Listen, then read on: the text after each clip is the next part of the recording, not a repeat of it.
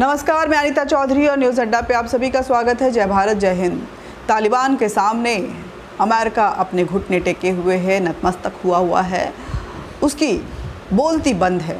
हालांकि जब तालिबान ने अपने कैबिनेट का, अपने मंत्रिमंडल का ऐलान किया तो कहीं ना कहीं अमेरिका इससे बचता हुआ नज़र आया और उसने साफ कह दिया है, वो भी आश्चर्यचकित रह गया कि तालिबान को आतंकवाद के खिलाफ अपनी जवाबदेही तय करनी होगी। जो बाइडेन का एक स्टेटमेंट आया है, उन्होंने उसमें कहा है कि तालिबान को आतंकवाद के खिलाफ अपनी जवाबदेही तय करनी होगी और उनके कार्य को देखते हुए ही हमें क्या स्टेप आगे लेना है वो देखना होगा। हालांकि चीन, पाकिस्तान लगातार तालिबान को अपना समर्थन दे रहे हैं। चीन तो वो देश बन गया है जो तालिबानी सरकार में तकरीबन 2 अरब से ज़्यादा के निवेश करने वाला पहला देश बन गया है।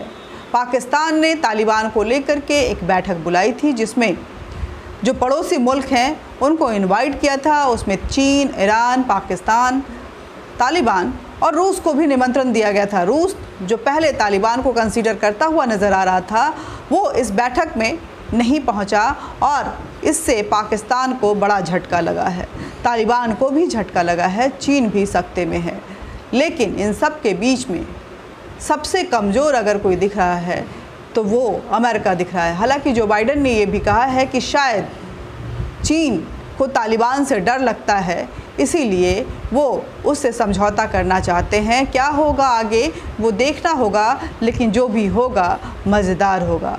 अब ये जो जियो पॉलिटिक्स है वो किस ओर जा रही है और इस जियो पॉलिटिक्स में नए पावर के रूप में कौन कैसे नज़र आएगा, ये तो आने वाले वक्त में पता चलेगा। लेकिन रूस ने भी साफ कर दिया है कि कहीं ना कहीं वो तालिबान को फ़िलहाल मान्यता देने के मूड में नहीं है और इस तरह के स्टेटमेंट भी आ चुके हैं कि अभी उस पर क्या विचार किया जाएगा, किस तरह के स्टेप लिए जाएंगे, ये विचारणीय है। ये रूस की तरफ से साफ कर दिया गया है। रूस को दरअसल डर है कि चेचन्या जो रूस के लिए हमेशा खतरा बना रहता है, वहाँ से आतंकवादी गतिविधियाँ जो हैं वो चलते रहती हैं। अगर वो तालिबान को शह देता है, तालिबान को मान्यता देता है, तो चेचन्या इससे शह पाते हुए रूस को और भी आतंकित कर सकता है। भारत तो अपना स्टैंड पहले से क्लियर किया हुआ है कि भारत को तालिबान जैसे आतंकी संगठन वाले देश के साथ ऐसे संबंध नहीं रखने हैं जिसमें अफ़गानिस्तान की आवाम को खतरा पहुंचे। भारत अफ़गानिस्तान की आवाम के साथ में है। लगातार भारत इस मुद्दे को लेकर के आवाज़ें भी उठा रहा है विश्व के अलग अलग पटल पे। ब्रिक्स में जब प्रधानमंत्री नरेंद्र मोदी अध्यक्षता करेंगे आज की बैठक में, तो वहाँ भी इस मुद्दे को लेकर के वो चर्चा ज़रूर करेंगे। ये उनके सभी मुद्दों में सर्वप्रथम मुद्दों में से एक रहेगा।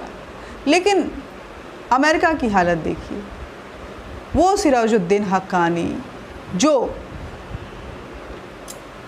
अफ़गानिस्तान का तालिबान सरकार में कानून मंत्री है, यानी कि वो गृह मंत्री है, वहाँ की कानून व्यवस्था को देखेगा, वो FBI के मोस्ट वांटेड में के लिस्टों में सबसे पहले नंबर पे है। हक्कानी नेटवर्क का ये सिराजुद्दीन हक्कानी ब्लैक लिस्टेड है, आतंकवादी है, मोस्ट वांटेड है और इसके ऊपर 50 लाख अमेरिकी डॉलर का बाउंटी भी है, यानी कि इनाम है, इनामों वाला है ये।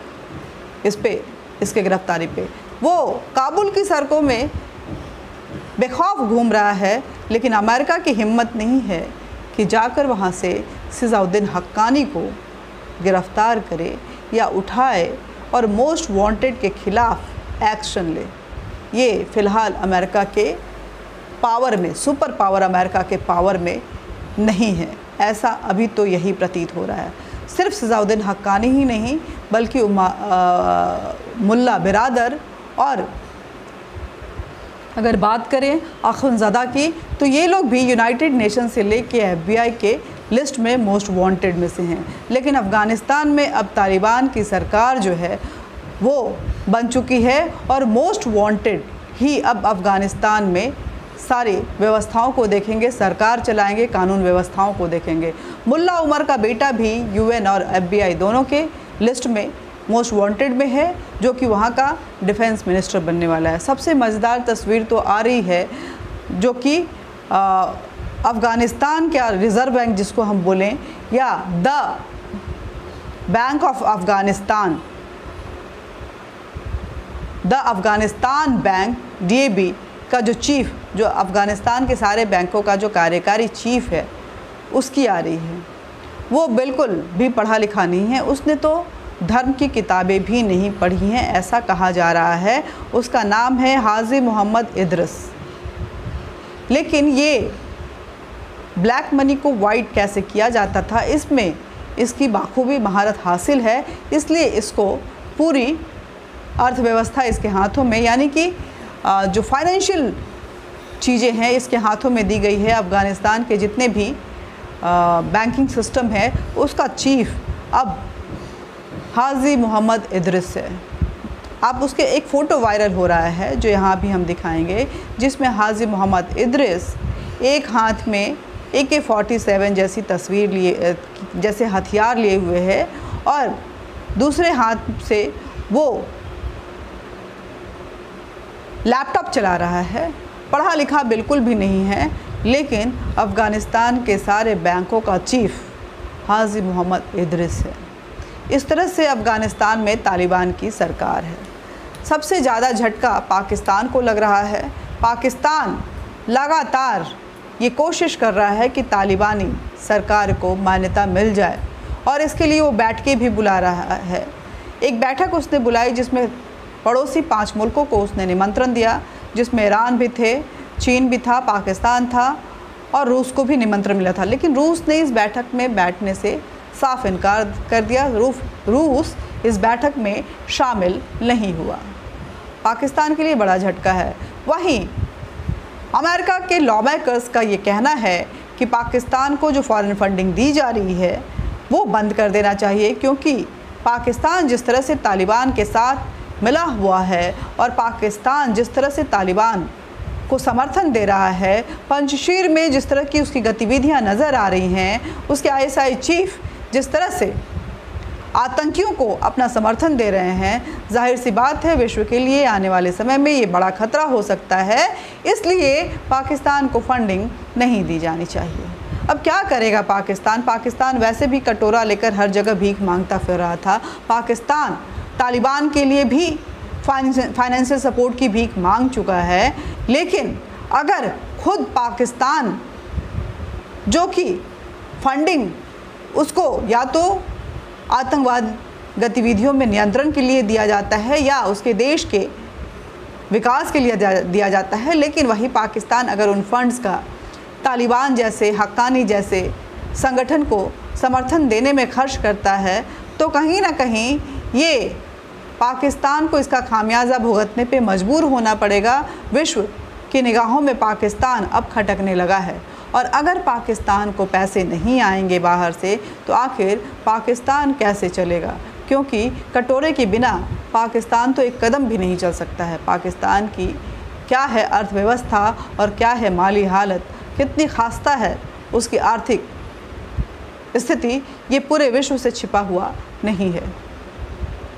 तालिबान ऐसे लोगों को सत्ता में ला रहा है जो मोस्ट वांटेड रह चुके हैं, जिन्होंने कई आतंकवादी गतिविधियों को अंजाम दिया हुआ है। सिजाउद्दीन हक्कानी की अगर बात करें तो उसने तो ना जाने कई ऐसे हमले किए हैं जिसकी गिनती अगर करवाई जाए तो लिस्ट बड़ी लंबी हो जाएगी। साथ ही काबुल हमले में भी हक्कानी का ही हाथ था। अगर अखुनज़दा की बात करें तो वो भी कई हमले करवा चुका है, और बामियान में जो बुद्ध टेम्पल को उड़ाया गया था उसमें भी अखुनज़दा का ही नाम है। मुल्ला उमर का बेटा क्या क्या करता रहा है, और मुल्ला उमर कितना मोस्ट वांटेड आतंकवादी था। तालिबान वन शासनकाल में किस तरह की उसकी नीतियां थीं, ये पूरे विश्व से नहीं छिपा हुआ है। मगर फिर भी अमेरिका वेट एंड वॉच की स्थिति में रहना चाहता है। ये सबसे बड़ी आश्चर्य वाली बात है कि सुपर पावर अमेरिका के पास पावर इस कदर ख़त्म हो चुकी है कि वो खुलेआम घूम रहे मोस्ट वांटेड्स को भी गिरफ्तार या उनके खिलाफ एक्शन नहीं ले पा रहा है। आप खुद सोचिए और इस पूरे मसले पे अपने विचार रखिए कि क्या हो गया है अमेरिका को। क्या इस बदलते जियोपॉलिटिक्स में अमेरिका और चीन अपनी ज़मीन तलाश रहे हैं? इस पे अपने विचार ज़रूर रखिए। तालिबान की इस सरकार को आप किस तरह से लेते हैं और भारत के लिए कितना खतरनाक बन सकते हैं, इसको भी ज़रूर सोचिए और इस पे अपने विचार रखिए, क्योंकि तालिबान के कई आतंकवादी जो अभी छूटे हैं वो पीओके में आ गए हैं और पीओके में अपनी शरण ले रहे हैं। ऐसी खबरें आ रही हैं। तो भारत किस तरह से असुरक्षित हो रहा है, भारत की सरहदें, और इसके लिए भारत को क्या कवायद करनी चाहिए, इस पे अपने विचार रखिए। साथ ही वीडियो को लाइक कीजिए, सब्सक्राइब कीजिए और शेयर ज़्यादा से ज़्यादा कीजिए। ये वो बातें हैं जो जन जन तक पहुंचनी चाहिए। शेयर कीजिए, पसंद कीजिए, लाइक कीजिए और सब्सक्राइब कीजिए।